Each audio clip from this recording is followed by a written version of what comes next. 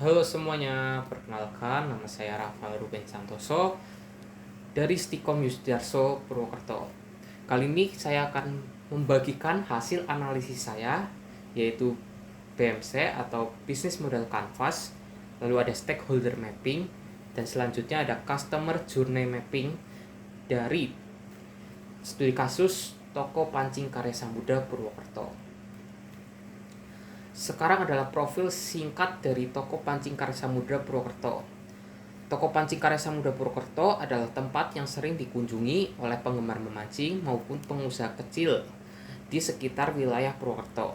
Toko ini terletak di Jalan Jenderal Sudirman, nomor 651B, Purwokerto Wetan, Kecamatan Purwokerto Timur, Kabupaten Banyumas, Jawa Tengah. Lokasinya mudah diakses baik oleh pembeli biasa dari sekitar maupun reseller yang datang dari luar kota karena terletak di jalur utama. Toko ini terkenal karena adanya menyediakan berbagai produk pancing, mulai dari umpan segar yang digunakan sehari-hari hingga peralatan berkualitas tinggi untuk pemancing profesional. Keunggulan toko ini adalah stok yang selalu tersedia, harga yang terjangkau untuk pembelian dalam jumlah besar, serta perannya berbagai supplier penting yang mendukung kegiatan bisnis reseller di berbagai daerah, khususnya daerah Banyumas. Baik, sekarang kita akan membahas tentang bisnis model kanvas dari Toko Pancing Karya Samudra. Yang pertama ada mitra utama atau key partners, yaitu ada pemasok alat pancing, produsen lokal, dan distributor nasional. Lalu ada komunitas pemancing di Purwokerto dan sekitarnya. Lalu ada toko-toko outdoor dan sport lokal. Platform e-commerce untuk membantu penjualan di online seperti Tokopedia, Shopee, Lazada, Blibli, TikTok, Shop. Lalu ada layanan logistik dari JNE, JNT, Cepat, Shopee Express. Lalu ada bank dan layanan pembayaran digital, baik OVO, QRIS, atau Dana. Lalu ada key activities atau aktivitas utama dari Toko Pancing Karya Samudra. Yang pertama yaitu menjual alat dan perlengkapan pancing seperti joran, reel, umpan, kail, dan seterusnya. Lalu menjaga stok dan hubungan dengan pemasok. Lalu ada promosi melalui media sosial, baik Instagram, Facebook, atau TikTok. Pelayanan pelanggan dan konsultasi perlengkapan. Lalu ada penjualan online dan offline. Lalu ada key resource atau sumber daya utama dari Toko Karya Samudra, yaitu lokasi toko yang strategis di Purwokerto, stok produk yang berkualitas dan bervariasi. Lalu SDM berpengalaman di bidang memancing. Lalu media sosial dan platform penjualan online, serta hubungan baik dengan komunitas pemancing. Lalu ada value proposition atau proposisi nilai. Yang pertama, menyediakan alat pancing lengkap, berkualitas, dan terjangkau, pelayanan yang ramah, dan konsultasi produk bagi pemula maupun profesional. Lalu garansi produk tertentu. Lalu ada diskon musiman dan promo komunitas. Lalu kemudahan belanja online dan pengantaran cepat. Lalu ada customer relationship atau hubungan pelanggan.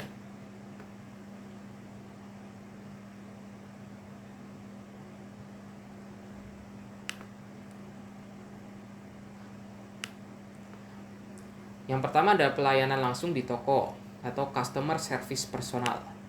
Lalu ada komunitas pelanggan melalui grup WhatsApp dan Instagram. Lalu ada program loyalitas dan diskon bagi pelanggan tetap. Lalu ada layanan purna jual, yaitu tukar barang atau pegangan ringan jika barang yang dibeli dari Toko Karya Samudra terdapat masalah. Lalu ada customer segment atau segmen pelanggan, yaitu pertama, pemancing hobi di wilayah Purwokerto dan Banyumas.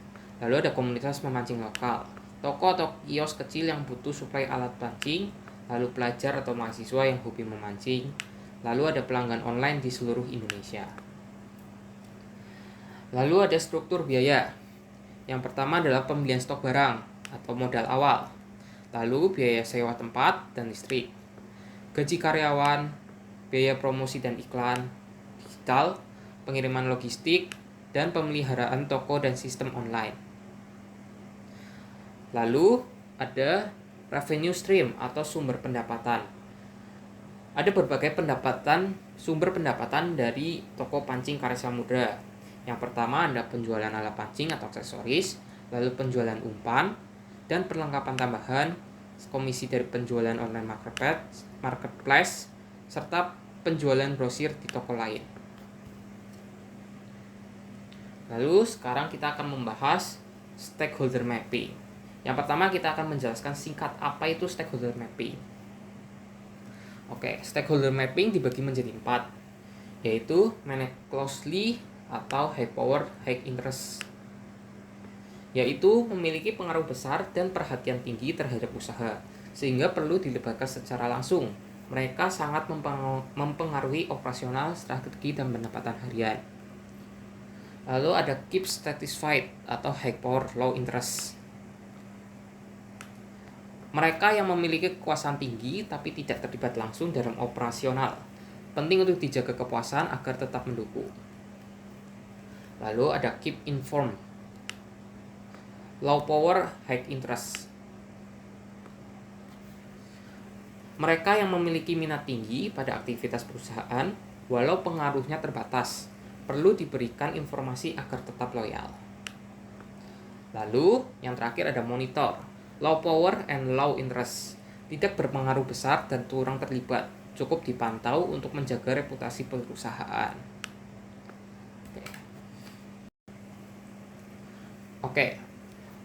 Sekarang adalah stakeholder mapping dari toko pancing Karya Samudra Purwokerto.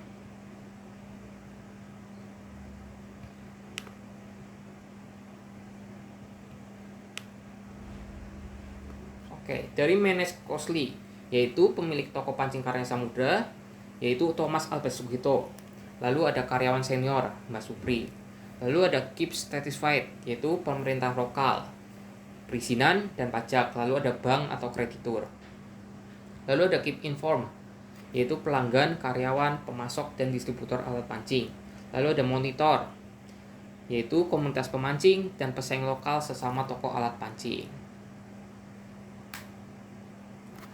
Sekarang kita akan membahas tentang customer journey mapping dari Fiesta Eric, pelanggan toko pancing Karya Samudra Purwokerto.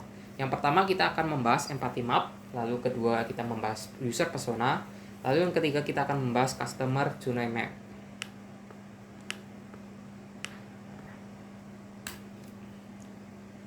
Oke, sekarang kita akan membahas tentang empathy map. Di sini kita akan membahas tentang empathy map dari Fiesta Eric selaku pelanggan dari toko pancing Karya Samudra.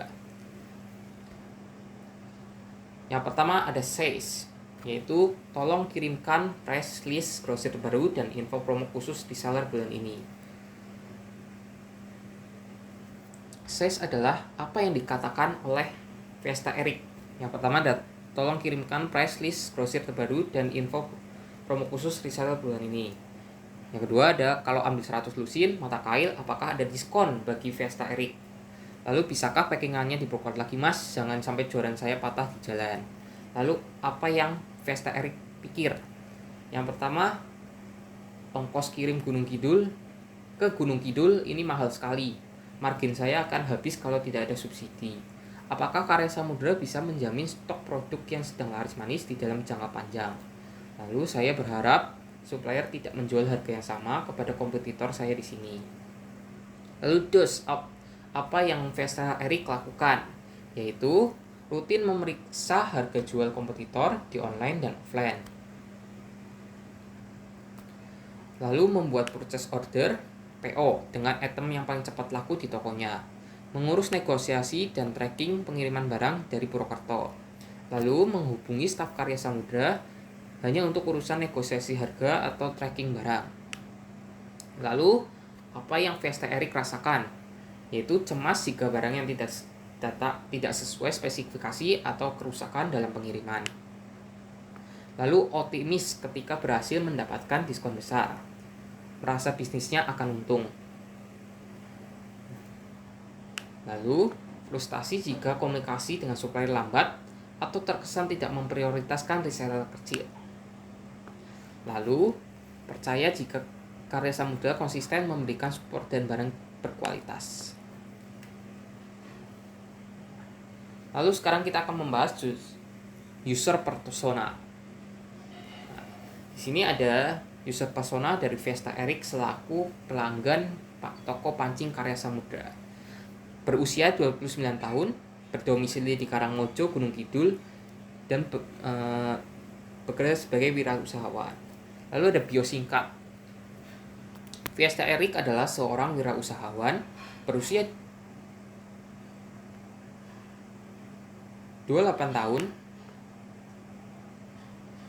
yang memiliki toko pancing kecil di Gunung Kidul. Ia secara rutin membutuhkan pasokan alat pancing gosir seperti senar, kail, dan umpan kering untuk dijual kembali. Ia menjadi cari supplier besar yang terpercaya, memberikan harga grosir yang kompetitif, dan memiliki solusi logistik efisien untuk mendukung kelancaran bisnisnya. Lalu ada goals. Goals dari Vesta Eric adalah memperoleh harga grosir termurah untuk memaksimalkan selisih harga jual di tokonya. Lalu ada mendapatkan pasokan produk yang sedang tren agar tidak kalah saing.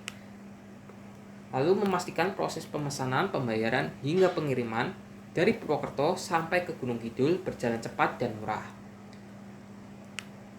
Lalu motivasi dari Vesta Eric adalah menambah variasi produk di tokonya agar menarik lebih banyak pelanggan lokal. Lalu menjaga reputasi toko pancingnya sebagai penyedia alat pancing terbaru dan terjangkau di Gunung Kidul. Lalu memanfaatkan diskon volume dan subsidi ongkir dari supplier untuk menekan biaya operasional. Lalu Vesta Eric merasa frustasi jika jarak Purwokerto ke Gunung Kidul membuat biaya ekspedisi seringkali menghabiskan margin keuntungan. Lalu khawatir barang sensitif seperti joran rusak saat pengiriman jauh. Lalu harga grosir yang kurang fleksibel atau tidak ada tiering harga yang jelas berdasarkan volume pembelian. Yang terakhir, customer journey map. Yang pertama ada awareness. Aware dari seorang Vesta Eric. Yang pertama, touch point, yaitu tahu toko pancing Karya Samudra dari grup komunitas mancing, media sosial, dan rekomendasi temannya. Lalu ada customer action, yaitu aksi Vesta Eric adalah mencari supplier gosir alat pancing terpercaya di Jawa Tengah, Purwokerto. Lalu ada pain points, yaitu toko lain di daerahnya kurang lengkap, terpaksa mencari yang jauh. Jadi toko di Gunung Kidul kurang lengkap, sehingga Vesta Eric harus terpaksa mencari toko yang lebih lengkap walaupun di luar Gunung Kidul di daerahnya. Lalu ada opportunities, yaitu pastikan review Google bisnis positif dan responsif untuk menarik calon reseller. Yang kedua ada consideration, yaitu WhatsApp, telepon toko, price list gosir Karya Samudra, price list kompetitor. Lalu customer action-nya adalah menghubungi Karya Samudra untuk menanyakan harga grosir, minimal order, dan ketersediaan stok hot item. Lalu pain points-nya adalah sulit mendapatkan harga grosir yang cukup rendah untuk margin yang baik. Lalu opportunities-nya adalah menyediakan price list gosir berlapis berdasarkan volume untuk memotivasi pembelian besar. Lalu ada purchase, yaitu komunikasi dengan staf penjualan, pembayaran rambut bank, jasa ekspedisi, dan logistik. Customer action-nya adalah mengirimkan proses order, melakukan pembayaran, dan mengatur pick up oleh kurir kargo. Lalu pain points adalah biaya logistis ongkir yang tinggi dan risiko kerusakan barang akibat jarak jauh. Lalu opportunity adalah bekerja sama dengan kargo yang murah ke Gunung Kidul atau memberikan subsidi gratis ongkir minimal tertentu. Lalu ada retention, yaitu WhatsApp, update stok reguler, program reseller, loyalitas, kualitas produk di toko Fiesta. Lalu customer action adalah mengamati perputaran barang yang dibeli, laku atau tidaknya, melakukan repeat order sesuai PO bulan sebelumnya. Lalu pain points-nya adalah tidak ada informasi pre-order untuk produk yang sedang booming dan cepat habis. Opportunities-nya adalah memberikan update stok produk bestseller H-3 kepada reseller sebelum dirilis ke publik. Lalu ada advokasi, yaitu komunitas pancing Gunung.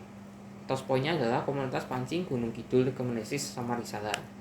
Lalu menceritakan, customer action-nya adalah menceritakan pengalaman positif dengan supplier Karya Samudra. Lalu ada pain points, yaitu tidak ada program penghargaan resmi untuk reseller yang rajin merekomendasikan. Opportunity-nya adalah memberikan diskon ekstra atau voucher kepada Fiesta jika berhasil membawa reseller baru. Baik, mungkin segitu saja tentang analisis saya. Yang pertama tentang BMC, Business Model Canvas, yang lalu Stakeholder Mapping, yang ketiga adalah Customer Journey Mapping dari toko pancing Karya Samudra. Sekian dan terima kasih, kita bertemu di video selanjutnya. Bye-bye.